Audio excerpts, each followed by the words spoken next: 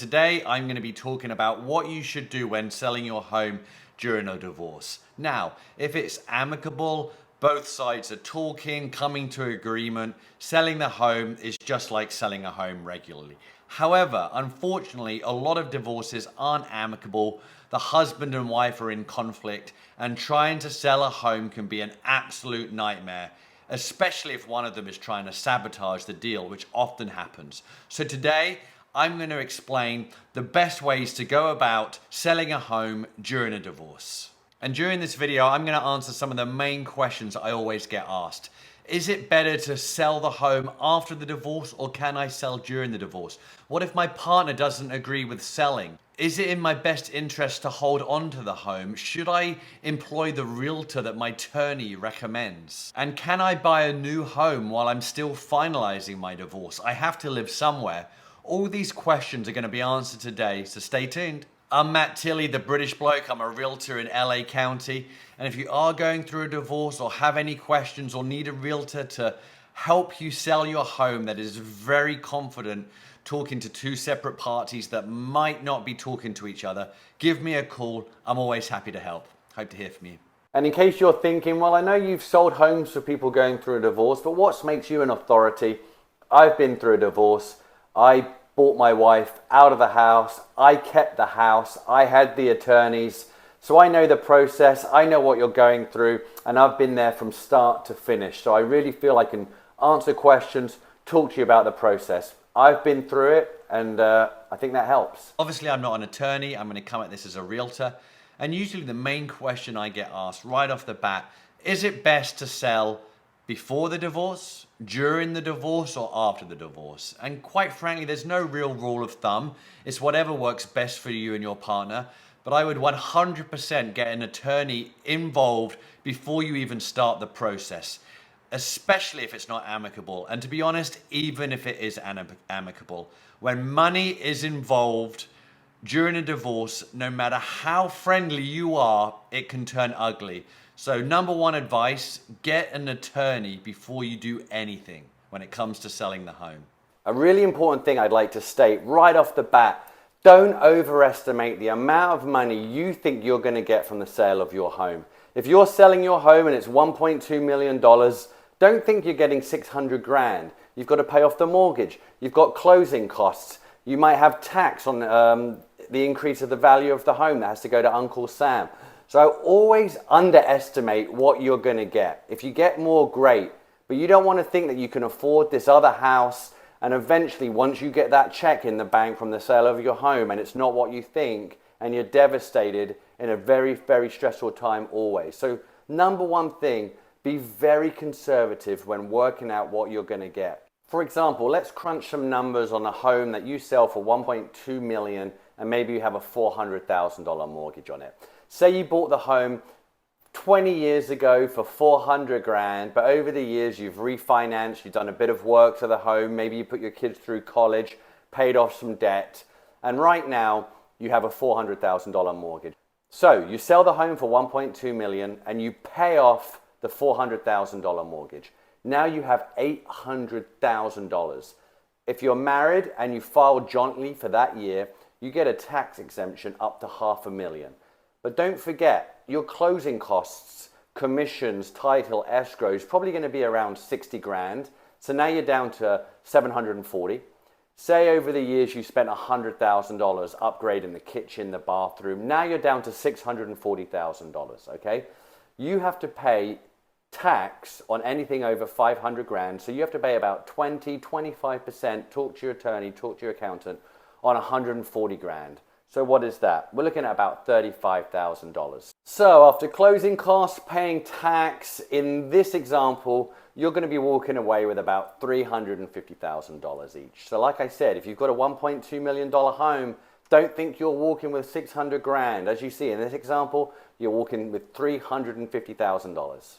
Now, if you have a huge amount of equity, say you've lived in the home for 30 years, you haven't done anything, you've paid off the mortgage, and you just have $2-3 million of equity, definitely talk to your accountant. I just had a guy, his mother bought the house in 1969 in Hermosa Beach. for about $65,000. We just sold it for $4 million. Guess what? He was happy, he didn't mind, but he had to write a check to the government for $1 million because of capital gains. So just because you've got a $3 million home and you owe nothing on it doesn't mean you're walking with $1.5 million each. You're going to have to pay a lot of tax. So if you have a huge amount of equity, definitely talk to an accountant. A $1 million check for tax could be painful to write. Now, if you agree that maybe your husband's moving out or the wife's moving out, you're staying and you're going to pay them off their 50%. Say after all said and done, you owe them $300,000 to buy them out of the house. Now, yes, you can refi the home. I'm guessing not many people have 300 grand in their bank just to pay off their partner. So in order to pay them off, you're probably going to have to refinance the home. But remember, even if you have $1 million of equity in the home, in order to get $300,000 out, you have to refinance. And in order to refinance, your lender is going to have to look at your income, your taxes, etc. So if you don't have a job where you can qualify for a $300,000 mortgage, you can't refi. So just keep that in mind. It's confused a lot of people in the past. Just because you have equity in the home, just because your partner has agreed for you to buy them out, if you can't pay them monthly, that's attached to the $300,000 that you're taking out, you can't refinance, you can't get the money to pay them off. Now, yes, you can get a co-signer, maybe a brother, or maybe your parents. But just please bear that in mind. You don't want to go through all this process thinking that you can just get equity out of the home and pay off your partner, and when it comes to it, you can't, and you lose the home that you thought you were going to be staying in. That can be really, really stressful. And another point, just because you want to pay off your partner and get them out of the house, and even if it's your house, you pay the mortgage. If you're both on title, you both have 50% of the property, even if you're the breadwinner, even if you're the mortgage payer. And guess what? If they don't agree to sell, even if you do, you're at loggerheads. You're stalemate. You're stuck. And guess what happens then? You have to go to the courts. The courts have to make a decision. And that can be very, very expensive. So just because you want to sell, if your husband or wife doesn't agree, you're going to have to do something about it. You're going to have to get an attorney. And guess what? It can get even more heated and more ugly. So when you're at the very beginning of the divorce process, sit down, have a conversation about the house. It's probably your biggest asset. And to be honest, apart from the kids, it's probably going to give you the most anguish and the most stress and the most sleepless nights. So try and get to the crux of the matter and try and iron out all the issues as early as you can in the divorce process. Also, another common problem I see, say the husband has decided to buy the wife out and is going to stay at the home. But in order to sell the home, you have to do showings, you have to agree on a price, you have to agree on a realtor, and you have to agree on that with your partner. And there's plenty of times where, in this instance, for example, the wife will try and sabotage. She'll keep the house messy. She won't agree to showings. She won't agree to the selling price. She wants more. Just to eke it out, just to dig the knife in a little bit more, just to make your life more hell, more of a misery. So just because you've come to an agreement to sell, you think, hooray, this is going great. Be aware that sabotaging a sale of the home is more common than you think. And if this happens, once again, guess what? You have to get an attorney involved. And guess what? This costs money, which usually eats in to the equity and the money you're making from the sale of the home. And don't buy another house when you're going through the divorce, even if it's amicable. If you have a long drawn out divorce and it's taken months or even years and you need to get a new place to live in, have your attorney, yes, it costs more money, but guess what? That's why attorneys are rich. Have your attorney write up a watertight document saying when you own your new property, even though you're still married, that home is no longer part of the divorce. If you don't write something up, you buy a new property and you're still going through the divorce and your husband or wife doesn't like you, guess what? Legally, they can fight for that property and probably get 50% of it. So Don't make that error. That would be absolutely catastrophic. So if you need to buy a new home, have your attorney write a watertight contract, have your partner sign it. That way you know that piece of property is no longer part of the divorce. Now, just a piece of advice from seeing divorces over the years and kind of what happens. You have this house, you raised your family, you have fond memories, or maybe it was your parents' house that you live in, and you want to hold on to this home at all costs. You've decided to pay off your husband's leaving, moving somewhere else, and you are paying all your nest egg, all your savings, all your stocks to buy them out because you want to stay in this home, and it's the best thing for you, and it's the best thing for your family because your kids are comfortable, they're used to this home, and it's not going to mess them up any more than the divorce. That's not always the best decision, and quite frankly, I think it's the wrong decision. If you have to use your entire savings to hold on to this house, I think personally it means the home is too expensive.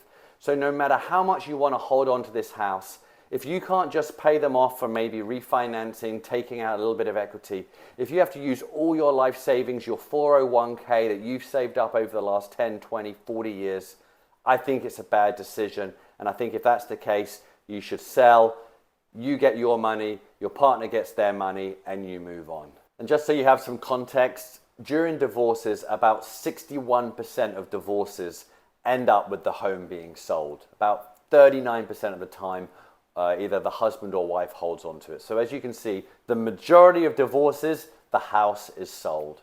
And by now, I'm sure you've probably got your attorney, you're thinking about selling the home, you're going through the divorce. What about a realtor? The realtor has to sell your home, and a good realtor, trust me, can make you a lot more money than other realtors. Not all realtors are created equal. Your attorney will probably suggest a realtor to you just because they work together, they're friends, and they're just doing each other favors. The realtor, if they know a divorced couple, will send them to that attorney. They're kind of in cahoots, for example. Now, your lawyer might be up in LA if you're in LA, and you might be living in Long Beach, or you might be living in Hermosa Beach, and your lawyer might be in Glendale. Just because your attorney recommends you a realtor doesn't mean you have to choose that realtor. Do your due diligence, maybe interview 3 or 4 realtors. And whatever you do, my piece of advice, don't have a realtor friend help you in the divorce. If they're friends with both you and your partner, all of a sudden during an ugly divorce, what if they take sides? Do you think they're favoring your partner? Do you want them in the weeds of this messy divorce? So even if you have a friend who you know is a great agent and you love and cherish, I would personally keep them out of the divorce. It's best for everyone. So yeah, don't choose a friend. Don't necessarily choose the attorney's realtor. Do your research. A good realtor can make you a lot more money in the sale of a home. Trust me, I know that for sure. And if you want to know how much your home is going to sell for, yeah, you can go on Zillow or Redfin, but they're pretty inaccurate a lot of the time. They're just going on the homes that have sold in the neighborhood in the last few months. They don't know if your home is a fixer or completely renovated. Maybe a fixer just sold down the street and has brought down the purchase price of homes, which will bring down your price. So my advice, talk to a realtor or get an appraisal. You can probably get an appraisal these days for about $500, $600. The appraiser will come in and give you a very exact number of what they think it can sell for. So many people use Redfin and Zillow with their estimates, and to be honest, it drives me up the wall. They're never that accurate. If you have any questions, if you're going through a divorce or you're about to go through a divorce, give me a call. Let's have a chat about the sale of your home. I can give you some insights. I know it's a stressful time. I've worked with plenty of people divorcing, amicable divorces, divorces where they absolutely hate each other, and everything in between. I know how to talk to both people, keep people separate, and navigate the rough waters sometimes. I'm very comfortable doing it, and I know I can help you. Like I said, my name is Matt Tilley. I'm the British bloke, a realtor here in LA County. I also work in Orange County as well. If you have any questions, hope to hear from you.